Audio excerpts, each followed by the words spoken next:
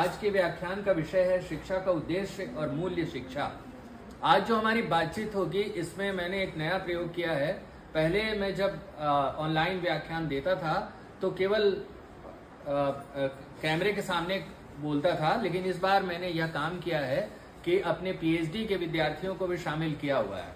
तो इस तरह से आप सभी के साथ साथ मेरे ये विद्यार्थी भी इससे लाभान्वित होंगे। यह एक जटिल विषय है और अनेक बार ऐसा होता है हमारी दुनिया में कि जब भी हम नैतिकता पर बात करते हैं तो कई बार उसके बेहद खोखले हो जाने का अंदेशा रहता है, या आदर्श की बात करते करते हम इतना खो जाते हैं नैतिकता पर बात करते हुए कि उसकी व्यावहारिक जमीन से कोई रिश्ता नहीं रह जाता है।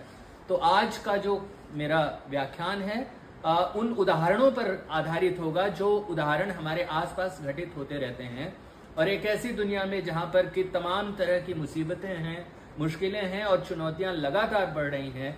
ऐसे में बात करना बेहद मुश्किल है और एक तरह से कठिन व्रत का भी मामला है कि हम बात करें कि एक ऐसे दौर में शिक्षा का उद्देश्य आखिर है क्या, हम क्यों पढ़ रहे हैं, और पढ़ रहे हैं तो इससे कौन सी नैतिकता हम बना रहे हैं या कौन सा हम इससे मूल्य अर्जित करने में कामयाब हो रहे हैं। तो हमारे पास बहुत सारे दस्तावेज हैं, कुछ शिक्षाई दस्तावेज हैं, कुछ पुरानी जो हमारे भारतीय ज्ञान परंपरा में रची गई पुरानी किताबें हैं, उन ग्रंथों का सहारा लेते हुए और जो हमारी शिक्षा नीतियां कहती हैं उन सब को आधार बनाते हुए आज के व्याख्यान को 3-4 चरणों में हम बांटेंगे। इसमें जो बातचीत होगी हम पेरेंटिंग की भी बात करेंगे। पेरेंटिंग एक बहुत महत्वपूर्ण तत्व है और इस पर कोई बात नहीं करता है कि जो बच्चे या बच्चियां हमें दिखाई पड़ रहे हैं उनके चेहरे क्यों इतने उदास और मुरझाए हुए हैं, क्या उनके पास सपना देखने का कोई जो हुनर होता था वो कहीं खो गया है क्या, कहीं हमारे पेरेंटिंग में तो कोई दोष नहीं है। इस पर भी आज बातचीत होगी। और एक ऐसे दौर में जब समस्याएं ही समस्याएं हैं, दिक्कतें ही दिक्कतें हैं, तो आखिर रास्ता कहां से निकलेगा, इस पर हम लोग बातचीत करेंगे। मेरी बातचीत जो होगी उसमें सारे उदाहरण हमारी वास्तविक दुनिया से जुड़े हुए होंगे और मेरी कोशिश रहेगी कि आप तक अपनी बात पहुंचा पाऊं। आपके मन में जो भी सवाल उठते हैं मेरे व्याख्यान से उन्हें मैं सहर्ष आमंत्रित करता हूं, जो ऑनलाइन लोग हैं उनसे भी और जो मेरे विद्यार्थी सामने बैठे हैं उनसे भी। आपका हक है, आप सवाल पूछ सकते हैं, सवाल पूछना चाहिए। लेकिन इन सब चीजों पर बातचीत करते हुए मैं एक बोध कथा से शुरुआत करता हूं अपनी बातचीत की। कल जब मैं अपने व्याख्यान दे रहा था अपने पीएचडी के विद्यार्थियों को तो मैंने वो कथा सुना दी थी, लेकिन ऑनलाइन जो हमारे मित्र जुड़े हुए हैं उन लोगों ने इस कथा को नहीं सुना है। तो एक बार पुनरावृत्ति की बात होने के बावजूद मैं इसे दोहराता हूं। और जैसे आप किसी नदी के पास जाते हैं तो नदी तो वही रहती है पर पानी बदल जाता है। तो ऐसा संभव है कि कल जो मैंने आपसे बोध कथा के माध्यम से जो बातें कहने की कोशिश की थी आज उसमें बदलाव आ जाए। जैसे आप नदी के पास ही जाते हैं तो नदी तो वही रहती है पर पानी बदलता रहता है। तो बात वही है, लेकिन बात आज के संदर्भ में थोड़ी सी अलग आपको लगेगी। देखिए, मैंने पहले ही स्पष्ट किया कि मेरी सारी बातचीत वास्तविकता की जमीन पर होगी, भौतिकता की जमीन पर होगी, और उस जमीन पर बात होगी जिसमें कोई भी हवाई बात नहीं होगी, कोई भी पारलौकिक दुनिया की बात नहीं होगी, कोई भी ऐसी बात नहीं होगी जिसके चलते हमको अपनी वास्तविक जीवन की गुत्थी को सुलझाने में कोई मदद न मिलती हो। तो लिहाजा हम शुरू करते हैं। आज से 2500 साल पहले आपको ले चलते हैं। भारत में एक बहुत बड़े दार्शनिक हुए थे जिनका असर पूरी दुनिया पर पड़ा। हम जानते हैं कि जब कभी हम बाहर जाते हैं तो भारत को बुद्ध के देश के रूप में याद किया जाता है। बौद्ध धर्म और जैन धर्म, ये दोनों धर्म निकले थे हिंदू धर्म से ही। बहुत सारी असहमतियां थी, इसलिए ये धर्म निकले थे। तो ऐसा है कि बौद्ध धर्म में और हिंदू धर्म में बहुत सारे देवी देवता पात्र एक ही तरह के हैं, लेकिन फर्क केवल इतना है कि उनकी भूमिकाएं बदल जाती हैं। हिंदू धर्म में उनकी कोई और भूमिका रहती है और बौद्ध धर्म में उनकी कोई और भूमिका होती है। उदाहरण के लिए ब्रह्मा को ही ले लें, विष्णु को ही ले लें, महेश को ले लें या फिर कामदेव को ले लें। इतने सारे जो हमारे मिथक हैं वे सभी बौद्ध धर्म में भी शामिल हैं, लेकिन वे बदले हुए हैं। वहां पर वे बुद्ध के अनुचर के रूप में दिखाई पड़ते हैं, बुद्ध के बाद उनका स्थान आता है। तो एक बहुत मशहूर कहानी है कि निरंजना नदी के तट पर गया में जब सिद्धार्थ तपस्या कर रहे थे तो वो जो पूर्णिमा की रात थी उस दिन जिस दिन उनको ज्ञान मिलने वाला था, उस दिन उनकी बड़ी कड़ी परीक्षा हुई। कथा कुछ यूं है कि जब बुद्ध बने नहीं थे सिद्धार्थ, उस वक्त वो बैठे थे बोधि वृक्ष के नीचे और अचानक उनके सामने मार आया। तो सवाल यह है कि मार कौन था? जो हिंदू धर्म में कामदेव है वही बौद्ध धर्म में मार है। मार की कहानी बहुत दिलचस्प है। हम सभी जानते हैं कि मार ब्रह्मा का पुत्र है और उनकी एक बात की चिंता मार को हमेशा सताती रहती थी कि वे पूरी दुनिया को जीतने के लिए निकले हैं, लेकिन बार बार उनके सामने ऐसी चुनौतियां आ जाती हैं कि वे विजय प्राप्त नहीं कर पाते, यानी कामदेव या मार विजय नहीं प्राप्त कर पाते। तो उन्होंने ब्रह्मा से कहा कि कुछ कीजिए ताकि मेरी व्यापकता और मेरी सामर्थ्य और मेरी जीत का दायरा बढ़े, हम पूरी दुनिया में विजय के लिए निकले हैं। तो ब्रह्मा ने कहा कि ठीक है, तुम्हारे लिए हम ऐसा करते हैं कि तुम्हें रति नाम की पत्नी दे देते हैं। फिर वो ब्रह्मा से कहे बात बनी नहीं, तो उन्होंने कहा कि चलो दोस्त के रूप में बसंत दे देते हैं। तो फिर ब्रह्मा के पास उन्होंने कहा कि अब भी बात नहीं बनी है, तो कहा कि चलो तुम्हें दूसरी पत्नी दे देते हैं जिसका नाम प्रीति है। और इस तरह से उन्होंने 2 और पत्नियां दी, लेकिन तब भी मार का मन भरा नहीं और वो ब्रह्मा से लगातार गुहार लगाते रहे कि अभी तक हमारी सामर्थ्य में कुछ खोट रह गई है, आप कुछ ऐसा कीजिए जिससे मैं पूरी दुनिया को जीत लूं। तो ब्रह्मा ने क्या किया उसके बाद कि दुनिया की सारी अच्छी और बुरी जो बातें हैं उनको इकट्ठा किया और अच्छे और बुरे संदर्भों को इकट्ठा करने के बाद उन्होंने ऐसा किया कि उसे मार की सेना में शामिल किया और मार ने उनमें से 10 सैनिकों के साथ बुद्ध पर धावा बोला उस रात जिस दिन सिद्धार्थ बुद्ध बनने वाले थे या सिद्धार्थ को ज्ञान मिलने वाला था। अब आप देखें कि कामदेव या मार का मुकाबला बुद्ध से होता है जब, तो अब वो आप देखेंगे कि बहुत सारी जगहों पर बुद्ध की इस मुद्रा का वर्णन है कि जब सिद्धार्थ का सामना होता है मार से तो वो किस मुद्रा में बैठे हैं। उस मुद्रा की बात तो मैं बाद में करूंगा। पहले देखिए कि बड़ी रोचक बात है कि मार और बुद्ध का सामना या मार और सिद्धार्थ का सामना किस तरह से होता है। मार की सेना में ब्रह्मा के द्वारा दी गई असंख्य सैनिकों में से 10 जो चुने हुए सेनापति थे या 10 जो चुने हुए सैनिक थे उसे मार ने शामिल किया था। अब जरा देखिए कि वे कौन लोग हैं 10 लोग। एक तो लालच, दूसरा असंतोष, तीसरा तृष्णा और फिर आलस्य, फिर भय, शंका, झूठ, मूर्खता, दिखावे की शानो शौकत और घमंड। यानी लालच, असंतोष, तृष्णा, आलस्य, भय, शंका, झूठ, मूर्खता, दिखावे की शानो शौकत और घमंड, इन सभी सेनाओं के साथ मार ने सिद्धार्थ पर आक्रमण किया और सिद्धार्थ को कहा कि हटो सिद्धार्थ, ये जमीन हमारी है, यानी जिस वृक्ष के नीचे तुम बैठे हो वह जमीन हमारी है। सिद्धार्थ ने कहा कि नहीं, यह जमीन हमारी है। इसके बाद फिर मार की सेना और सिद्धार्थ की सेना के बीच में मुकाबला हुआ। सिद्धार्थ के पास ध्यान की मुद्रा थी और उनके पास भी 10 सैनिक थे जिन्हें हम बौद्ध धर्म में प्रज्ञा पारमिताएं कहते हैं। और इन्हीं प्रज्ञा पारमिताओं के बल पर जो मार की सेना में शामिल 10 लोग थे उनका मुकाबला करते हैं सिद्धार्थ। ये 10 प्रज्ञा पारमिताएं क्या हैं? यानी स्वाधीन विचार का जागृत होना। बौद्ध ग्रंथों में उन्हें तो कहा गया है प्रज्ञा पारमिताएं और कई बार उनको सिद्धार्थ की मां भी कहा गया है, लेकिन दरअसल वो मामला आज के संदर्भ में जोड़ें तो वह मामला यह है कि वो स्वाधीन विचार के जागृत होने की बात है। तो महायान बौद्ध धर्म में भी इसका जिक्र आता है। तो जब सिद्धार्थ ने मार की 10 सेना के सामने अपनी 10 सेना के साथ मुकाबला किया मार से, तो वे 10 प्रज्ञा पारमिताएं क्या थी? उसमें पहली थी दान, जिसका मतलब होता है त्याग, यानी कि हम इस बात की सामर्थ्य रखें कि जो हमारे हक में नहीं है उसको हम छोड़ दें। दूसरी बात थी शील, शील का मतलब नैतिकता। तीसरी बात थी निष्क्रमण यानी वैराग्य। चौथी बात थी प्रज्ञा, प्रज्ञा मतलब ज्ञान। पांचवी बात थी वीर्य, वीर्य को समझने की जरूरत है। वीर्य का मतलब प्रयास। इसका विस्तार करें तो उत्साह की चेतना, परिश्रम की चेतना, सकारात्मक गुण आदि इसके अंतर्गत आते हैं। और फिर छठी बात थी खंति। छठी सेना का जो नाम था उसका नाम था खंति। खंति का मतलब धैर्य। और 7वें का नाम था सत्य। 8वें का नाम था अधिष्ठान यानी संकल्प। 9वें का नाम था मैत्री। और 10वें का नाम था उपेक्षा यानी तटस्थता। एक तरफ सिद्धार्थ की 10 सेना और दूसरी तरफ मार की 10 सेना यानी मार की सेना लालच, असंतोष, तृष्णा, आलस्य, भय, शंका, झूठ, मूर्खता, दिखावे की शानो शौकत और घमंड। और बुद्ध की सेना में यानी सिद्धार्थ की सेना में दान, शील, निष्क्रमण, प्रज्ञा, वीर्य, खंति, सत्य, अधिष्ठान, मैत्री, उपेक्षा।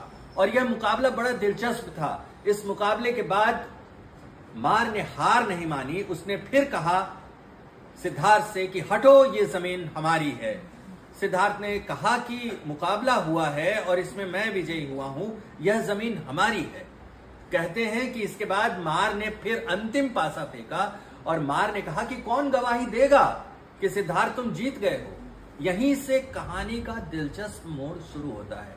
सिद्धार्थ ने कहा कि कौन गवाही देगा कि तुम जीत गए हो। कहते हैं कि उस समय सिद्धार्थ पद्म मुद्रा में बैठे थे। उन्होंने अपनी पद्म मुद्रा खोली और पद्म मुद्रा खोलने के बाद बाएं हाथ को अपने घुटने पर उन्होंने रखा और दाएं हाथ की तर्जनी से उन्होंने इशारा किया जमीन की तरफ और कहा कि पृथ्वी गवाही देगी।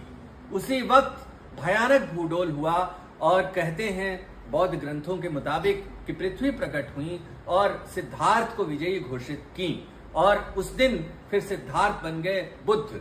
और इसके बाद की कहानी यूं है कि बार बार मार अलग अलग तरह से सिद्धार्थ जो बुद्ध बन गए थे, बुद्ध के जीवन में मार आता रहा, लेकिन अब वह अनुचर बनकर आता रहा। कमाल की बात यह है कि ये बड़ी कहानी मैं आपको इसलिए सुना रहा था कि इसका जो महत्वपूर्ण पक्ष है उसे हमें ध्यान देने की जरूरत है। और यहीं से आज मेरी बात की शुरुआत होगी कि हम किस तरह से मूल्य शिक्षा को समझें। जब सिद्धार्थ ने इशारा किया था और गवाही के रूप में उन्होंने धरती चुनी थी, इस मुद्रा का नाम है पृथ्वी स्पर्श मुद्रा। अब आप देखें कि सांची के स्तूप के पास यह पृथ्वी स्पर्श मुद्रा है या फिर अनेक जगहों पर यह मुद्रा दिखाई पड़ जाती है। कमाल की बात इसमें यह है कि जहां दूसरे जो धर्म हैं या दूसरे जो महापुरुष हैं या जो दूसरे रास्ते हैं जो मुक्ति की बात करने वाले रास्ते हैं, उनसे आप पूछें कि कौन गवाही देगा, तो हमेशा आसमान की तरफ इशारा किया जाता है कि ईश्वर गवाही देंगे या आकाश गवाही देगा। लेकिन गौतम बुद्ध पहली मर्तबा कहते हैं कि यह पृथ्वी गवाही देगी, यानी जो कुछ भी होना है हमारे जीवन में इसी पृथ्वी पर घटना है। कोई आसमान में बात नहीं घटेगी और कोई आसमान से नहीं आएगा हमारे जीवन को बचाने के लिए या हमारे जीवन के सपने को पूरा करने के लिए। यह सबसे खूबसूरत बात थी। अकेले पूरी जो प्रज्ञा परंपराएं हैं दुनिया की, उसमें अकेले सिद्धार्थ हैं जो जमीन की गवाही देना कबूल करते हैं। यानी जमीन की गवाही देना मतलब जो भी दुनिया में है वह यथार्थ की जमीन पर ही बात की जा सकती है, जिसे हम लोकोत्तर कहते हैं या जिसे हम लोकेतर कहते हैं, यानी लोक से इतर या लोक से परे, उसको भी इसी लोक में घटना है। यानी ऐसा अनुभव जिसे शब्दों से बयान करना मुश्किल हो, वही लोकोत्तर है। जैसे रस के बारे में भरत मुनि से जब पूछा जाता था कि रस के बारे में अपनी राय दीजिए, तो भरत मुनि कहते थे कि जो रस है उसका सुख ब्रह्मानंद सहोदर है। ब्रह्मानंद सहोदर का मतलब क्या होता है? किसी ने ब्रह्म को देखा तो नहीं। इसका मतलब यह होता है कि कविता पढ़ने से या नाटक देखने से जो हमें अद्भुत किस्म का आनंद मिलता है, उसे दुनिया की किसी वस्तु से उसकी तुलना नहीं की जा सकती है। यानी हम ऐसा नहीं बता सकते हैं कि वह गन्ने की तरह मीठा है या वो पिज्जा या बर्गर की तरह उसका स्वाद है, हम ऐसा नहीं बता सकते हैं। तो ब्रह्मानंद सहोदर का मतलब यह होता है कि उस सुख का बयान करना संभव नहीं है दुनिया की किसी और वस्तु से तुलना करने। हम सभी अपने जीवन के बहुत सारे ऐसे अनुभवों को जानते हैं, जब हमसे पूछा जाता है कि यह कैसा लग रहा है, तो हम कहते हैं कि क्या बात है, ऐसा तो आज तक हमने महसूस ही नहीं किया था। तो लोकेतर या लोकोत्तर का यही मतलब है, यानी जो कुछ भी है इसी लोक में है, लोक से इतर कुछ भी नहीं है या लोक से उत्तर कुछ भी नहीं है। अब ये जो बात मैंने यहां से शुरुआत की, इसलिए मैंने बात की कि हम चाहे नैतिकता की बात करें, चाहे हम मूल्य शिक्षा की बात करें, उन सबों का संदर्भ हमारे वास्तविक जीवन से जुड़ता है। यानी जो नैतिक शिक्षा या जो मूल्य शिक्षा हमारे जीवन को समझने में सहायता नहीं करती, हमारे जीवन के उलझनों को दूर करने में हमारी सहायता नहीं करती, वह शब्दों का जखीरा मात्र है। ठीक वैसे ही जैसे कि एक कविता है बहुत सुंदर नरेश सक्सेना की। नरेश सक्सेना कहते हैं, दीमकों को पढ़ना नहीं आता, वे चाट जाती हैं पूरी की पूरी किताब। तो आप नैतिकता के आदर्श वाक्य बघारते रहिए, दीवालों पर लिखते रहिए, सभाओं में बोलते रहिए और मोटी मोटी किताबें अपने विद्यार्थियों को या अपने बच्चों को थमाते रहिए। वो बिल्कुल पल्ले नहीं पड़ेगी वो नैतिकता की बातें या नैतिकता के वे आह्वान बिल्कुल बेजान साबित होंगे जब तक उसका सीधे सीधे जीवन से संबंध न हो, यानी हमारे जीवन की गुत्थियों को उलझाने में उसकी भूमिका न हो, या हमारे जीवन की जो मुश्किलें हैं उनका सामना करने की उसमें काबिलियत न हो। इसलिए मैंने बुद्ध और मार की कहानी इसलिए सुनाई कि आज की भी बात हमारी जो कुछ भी होगी वो इसी जमीन पर होगी। अब देखिए, भारत की विभिन्न शिक्षा नीतियों ने बार बार बात की है मूल्य शिक्षा की, कि मूल्य क्या है, और मूल्य शिक्षा के बारे में बात करते हुए शिक्षा नीतियों ने इस पर विचार किया कि शिक्षा का उद्देश्य क्या है, और इसी संदर्भ में यह भी विचार किया गया कि शिक्षा के उद्देश्य के साथ हम मूल्य शिक्षा को कैसे शामिल कर सकते हैं। उपनिवेश जब हम नहीं बने थे उसके पहले भी विचार किया गया, जब उपनिवेश हम बने तब भी विचार किया गया, और उत्तर औपनिवेशिक काल यानी आजादी के बाद भी हम इस मुद्दे पर लगातार विचार करते रहे। देखिए, हम सभी जानते हैं कि एनसीईआरटी ने 2005 में राष्ट्रीय पाठचर्या की रूपरेखा नाम की एक किताब तैयार की थी, जिसने पूरे भारत में एक नए तरह की शिक्षा दृष्टि को पैदा करने का काम किया। 24 फोकस समूहों का गठन किया गया था और 24 फोकस समूहों ने विभिन्न मसले पर अपनी राय दी, और उन्हें हम आधार पत्र के नाम से जानते हैं। उन्हीं आधार पत्रों में से एक आधार पत्र है शिक्षा का उद्देश्य। शिक्षा का उद्देश्य आधार पत्र कहता है कि एक ऐसे देश में जहां इतने तरह की संस्कृतियां हैं, इतने तरह की चुनौतियां हैं, इतने तरह की जटिलताएं हैं, ऐसे देश में बार बार इस बात की जरूरत पड़ेगी या पड़ती है कि हम आए, सामूहिक रूप से बैठें और इस पर विचार करें कि बदलते समय में शिक्षा के उद्देश्य को हम कैसे प्रस्तावित कर सकते हैं, या शिक्षा के उद्देश्य की हम व्याख्या कैसे कर सकते हैं।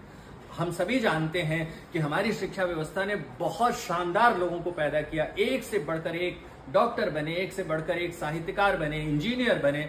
हमारे समाज में बहुत सारे ऐसे लोग आए जो अपने फन के उस्ताद थे, जिन्होंने एक मशाल जलाई अपने अपने फन में।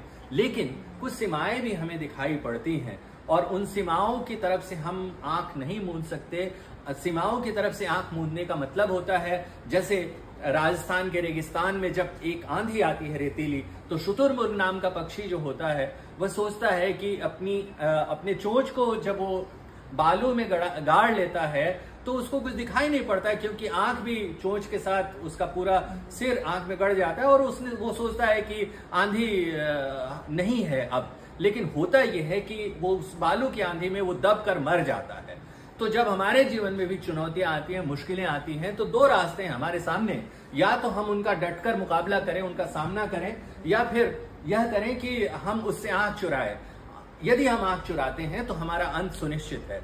तो हमारी जो शिक्षा का उद्देश्य नाम का आधार पत्र है, वह कहता है कि हमें बहुत सारी सीमाएं भी दिखाई पड़ती हैं। जैसे हमारे शिक्षा संस्थानों में खास तरह की जड़ता है, जो किसी भी बदलाव का स्वागत नहीं करते हैं। उदाहरण के लिए, जैसे आप मान लीजिए आप पीएचडी के विद्यार्थी हैं, और यहाँ पर जुड़े हुए जो हमारे शिक्षक साथी हैं, उनसे कहिए कि भाई अब ये बहुत सारे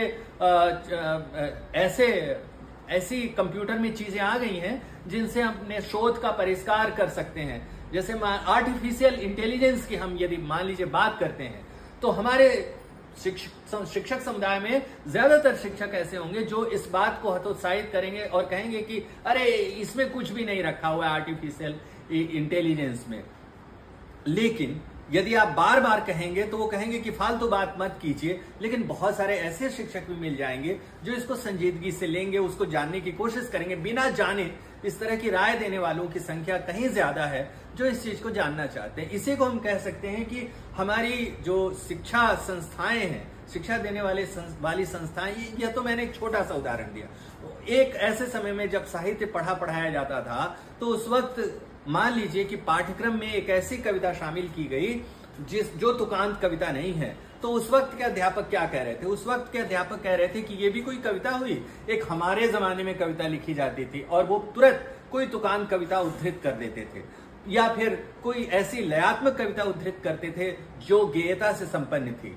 और उनको इस बात को सोचने की फुर्सत नहीं थी कि जब 2 विश्व युद्ध झेले गए और हर तीसरे घर में लाशें पड़ी थी, हर तीसरे घर में उदासी और मातम फैला हुआ था, ऐसी पृथ्वी पर संगीत और लय की बात कहां हो सकती थी? तो साहित्य के ऐसे कहने के तरीके हुए जिसमें दृश्यात्मकता हो, यानी कविता ने अपना सुर बदला और पुराने लय और पुरानी तुकबंदी के स्थान पर उसने बिंबात्मकता को अपना साथी बनाया और अन्य कला माध्यमों की तरफ कविता मुड़ी। अब वो फोटोग्राफी, जूम, जैसे हम जूम किसी चीज को करते हैं और सूक्ष्म से सूक्ष्म चीज दिखाई पड़ती है, वहां जाकर हमारी दृष्टि उसको पूरी तरह से देख पाती है। तो कविता ने अपना चोला बदला, उसने छोड़ा तुकबंदी को। तो तुकबंदी को छोड़ने के बाद ऐसा तो नहीं है कि कविता मर गई, उसने नई चीजें ग्रहण की। उसने फोटोग्राफी या फिर चित्रकला या मूर्ति कला, उसके जो अभिनव कौशल थे या उसकी जो दृश्यता की बात थी या उसकी दृश्यता के पैमाने थे, उसको कविता ने ग्रहण किया। यही कारण है कि आज जो कविताएं लिखी जा रही हैं उसका दृश्यात्मक बिंब उन कविताओं से बिल्कुल अलहदा है, बिल्कुल अलग और सूक्ष्म है, जो कविताएं मध्यकाल में लिखी जा रही थी या जो आदिकाल में लिखी जा रही थी। लेकिन हमारे साहित्य के अध्यापक उस दौर में ये कह रहे थे कि अब तो कविता लिखी ही नहीं जा रही है, बकवास कविता लिखी जा रही है। तो हमारे जो शैक्षिक संस्थान हैं वे एक तरह की जड़ता के शिकार हैं। वे किसी भी नई चीज को स्वीकार करने में बार बार इस बात को स्वीकार नहीं करते हैं। इसी तरह से जो सीखना एक प्रक्रिया है, हम हर दिन, हर रोज, हर पल कुछ सीखते रहते हैं, लेकिन सीखने की जो प्रक्रिया है वो बिल्कुल अलग थलग प्रक्रिया हो गई है। यानी जो हम काम धाम करते हैं उससे उसका जुड़ता ही नहीं है मामला या मसला, और अलग थलग प्रक्रिया होने के कारण यह होता है कि आप कक्षा में पढ़ तो लेते हैं कि व्याकरण में यह संज्ञा है, यह सर्वनाम है, यह विशेषण है, और इन सब चीजों को जानने के बाद भी इनका करना क्या है? आप देखेंगे कि बहुत सारे लोग व्याकरण की बहुत सारी गुत्थियों को जानने के बावजूद या छंद शास्त्र के बहुत सारे नियमों को जानने के बावजूद एक बेजान रचना लिखते हैं। इसका मतलब उन्होंने सीखने की प्रक्रिया को जीवन से नहीं जोड़ा था। तो हमारे शिक्षा संस्थानों में एक दिक्कत यह भी है कि सीखने की प्रक्रिया एक अलग थलग प्रक्रिया बन चुकी है। तीसरी बात यह है कि हम सभी के घरों में ऐसा होता है कि पढ़ना लिखना केवल आर्थिक बात हो चुकी है, लेकिन हम जब केवल आर्थिक बात करते हैं पढ़ने लिखने से हासिल होने वाली जो योग्यता है, तो हम बहुत सारी व्यक्तिगत प्रतिभाएं या व्यक्तिगत कौशल या एक आदमी के मनुष्य बनने की दिलचस्प कहानी की तरफ से आंख मोड़ लेते हैं। हर आदमी प्रकृति की एक अद्भुत घटना है, उसके पास अनेक तरह के कौशलों का विकास हो सकता है, लेकिन बहुत सारे लोग उन कौशलों से केवल इसलिए वंचित रह जाते हैं कि आपने शिक्षा का पैमाना केवल आर्थिक रूप से समृद्धि प्राप्त करने का रास्ता ही समझ लिया है। तो ये सब कुछ बातें बताई गई कि ये सब चुनौतियां हैं हमारे सामने। अब इन चुनौतियों के मद्देनजर हमारे सामने यह बात उभरती है कि इन चुनौतियों के बीच हम इस बात की तलाश करें कि शिक्षा का लक्ष्य आखिर क्या है। तो शिक्षा आखिर है क्या चीज? तो देखिए, शिक्षा तो खुद को जानने की प्रक्रिया है। जब हम खुद को जानते हैं, और खुद को जानना तभी संभव है जब आप दूसरे को भी जानें। यानी आप अकेले द्वीप पर घटने वाली कोई घटना नहीं है। स्वयं को हमेशा दूसरे के परिप्रेक्ष्य में ही देखा जाता है। एक शब्द है आत्मज्ञान, एक शब्द है आत्म अनिभिज्ञता, और एक शब्द है आत्मवंचना। तो सबसे पहली बात तो यह है कि हम शिक्षा का सबसे बड़ा लक्ष्य है आत्मज्ञान होना, यानी खुद को जानना। लेकिन खुद को जानने की प्रक्रिया में सबसे बड़ी बाधा क्या है? आत्म अनभिज्ञता, यानी खुद को जानने की हमारे मन में इच्छा ही नहीं होती है। और दूसरी बात क्या है? आत्मवंचना, यानी हम खुद को धोखा देते रहते हैं। और ये जो हमारी रोजमर्रा की जिंदगी है वो हमारे भारी भरकम अहंकार से चलती है, और जिसमें हम खुद को धोखा देने का काम करते हैं। खुद को धोखा देना का मतलब क्या होता है? मतलब आप हैं कुछ, आप दिखते कुछ हैं, आप दिखाना कुछ चाहते हैं। आप जो हैं वह आप नहीं दिखते हैं, या फिर आप जो दिखाना चाहते हैं दरअसल आप वो होते नहीं हैं। आप बहुत सारी चीजें छुपाते हैं। तो आत्मज्ञान की पहली बाधा क्या है? आत्म अनभिज्ञता, क्योंकि आपने खुद को जाना ही नहीं। और दूसरी दिक्कत यह है कि आप आत्मवंचन या आत्मवंचना यानी खुद को धोखा देना। हमारे भीतर का अहंकार जो धोखे की नियमित खुराक पर जिंदा रहता है, यह धोखा हम खुद को देते हैं। यह जो धोखे की नियमित खुराक पर जिंदा रहने वाला अहंकार हमारे आत्मज्ञान की सबसे बड़ी बाधा है। हम नहीं खुद को जानना चाहते हैं।